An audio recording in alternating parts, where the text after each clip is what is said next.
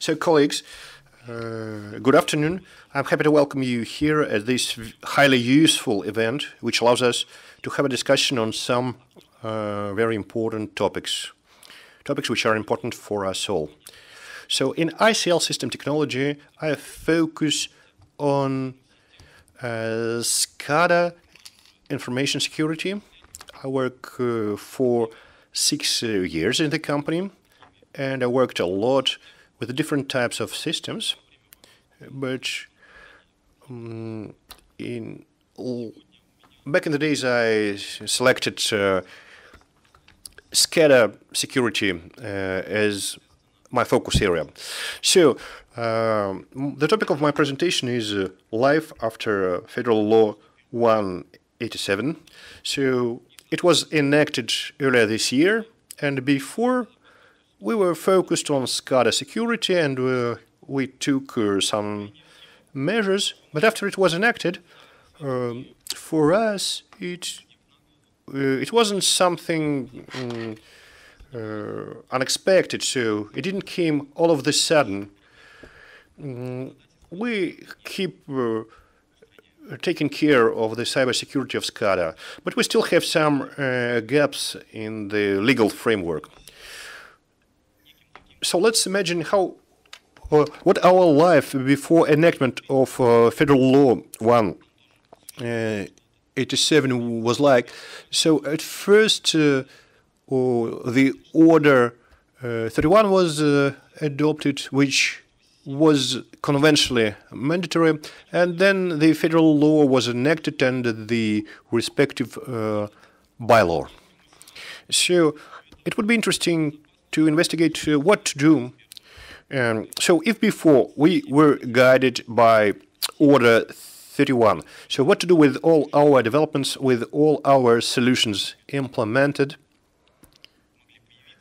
which the company developed, introduced, and operates till now. A question to you: if any one of you was focused on activities provided by Order 31 before now, please raise your hands. Thank you. Another question. Please raise your hands if you operate or design SCADA systems. Thank you. And who is in security, and in particular SCADA security? Please raise your hands. Right. Okay, it's clear. Okay, so I will put my emphasis on this area then. So actually, here we could probably stop and say, well, it's a new law, so we can forget about everything we had in the past. But what were the recent developments?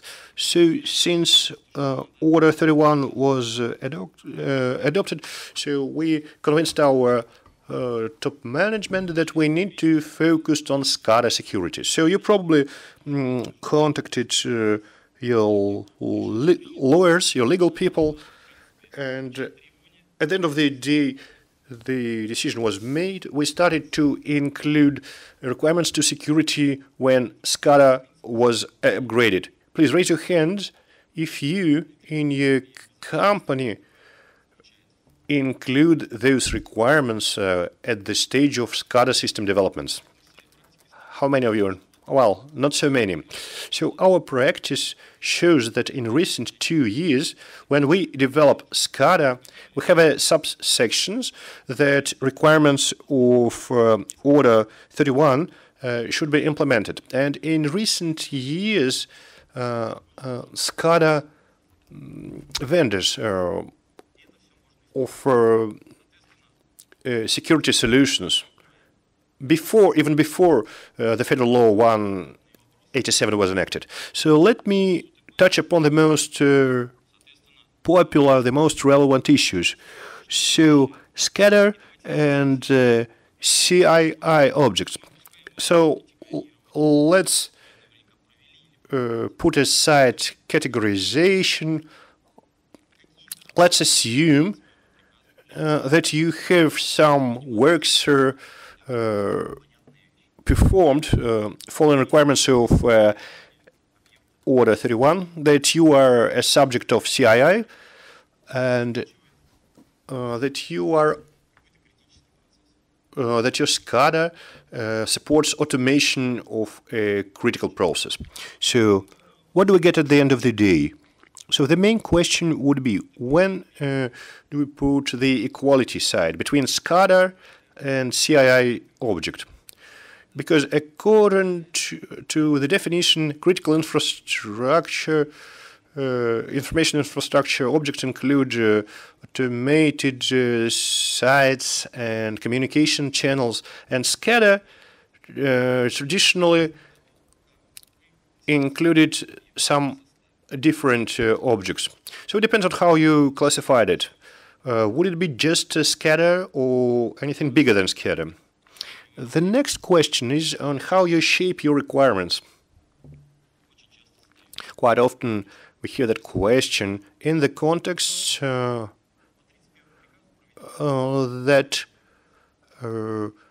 threat modeling works were carried out in line with Order 31 and that they were developed for all systems that were planned for upgrade. So what to do with them?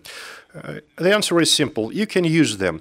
I guess you probably use them for categorization, and now you can update them to new requirements.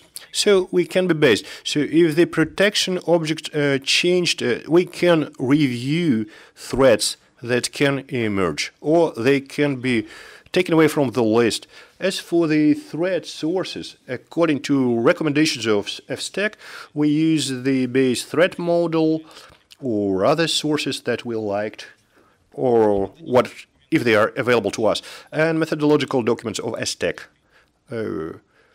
For today, they include the critical system information infrastructure. 2 of them became invalid, but the methodology and the basic model remained in place, and the FSTEC even recommends to do this.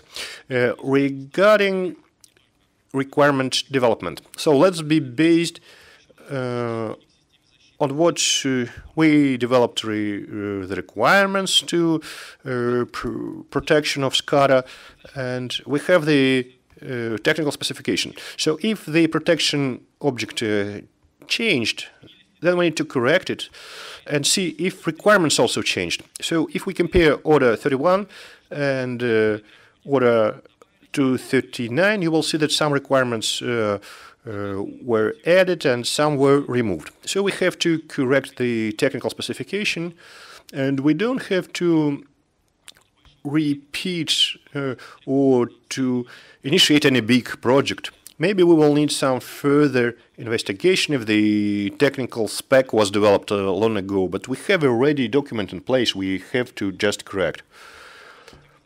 So creating the protection system itself. So we should ask ourselves a question. If we have a design document following the requirements of Order 31, we need to review it, to analyze it. So in our practice, we've seen cases that some projects were quite formal, just to meet requirements. And it's very hard to use those solutions in the future. It's hard to manage them, but they comply with the requirements of Order 31, and they will largely be compliant with Order 239. So if providing security is our obligation, we need to manage it, and remember that we need to pass the data to Gossopka. And the question is whether we need a centralized project. You probably had it in the past, but you will need to amend and adjust it. So based on our situation, we'll find the correct solution. If we have a lot of security projects related to SCADA, and if we understand that the technical solutions could be adjusted to comply with Order 239, so we need to update like the core, the main part of it. and develop the measures to manage a security system. Implementation and compliance evaluation. So Pavel commented on compliance evaluation, so we need to certify the solutions. We can certify them if their certificates are still valid and effective. If we don't want to use certified solutions, then we evaluate compliance in a different form. And if we have not provided any solution on event analysis and correlation, we design it and implement them. Another important question which is asked quite often, what to do with the organizational structure of the company. So we need to focus on what's the status of things now. So there is a high chance that we have an IT security department which now has in its scope critical infrastructure security.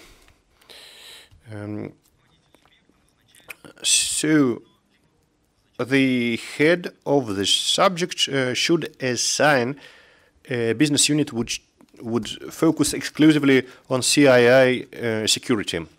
And our task, in order to comply with Federal Law 187, is to assign employees to correct requirements to them and the documents themselves. And if the documents, the internal documents coincide, then we need to ask ourselves a question if we need new employees. And we need to assess how many CII objects we have, so how many protection systems will be operated. You don't have some very competent employees which will know everything, which will be very savvy.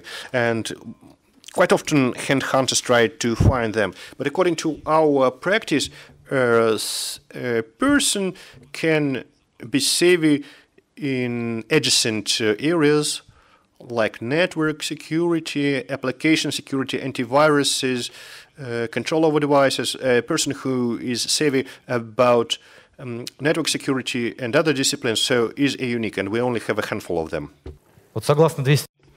According to Decree 235, we have means and we have capacity people. So they are security department people usually, and people who work with CII, they also will be part of this force, and they will be responsible for administering these objects. Usually they're engineers.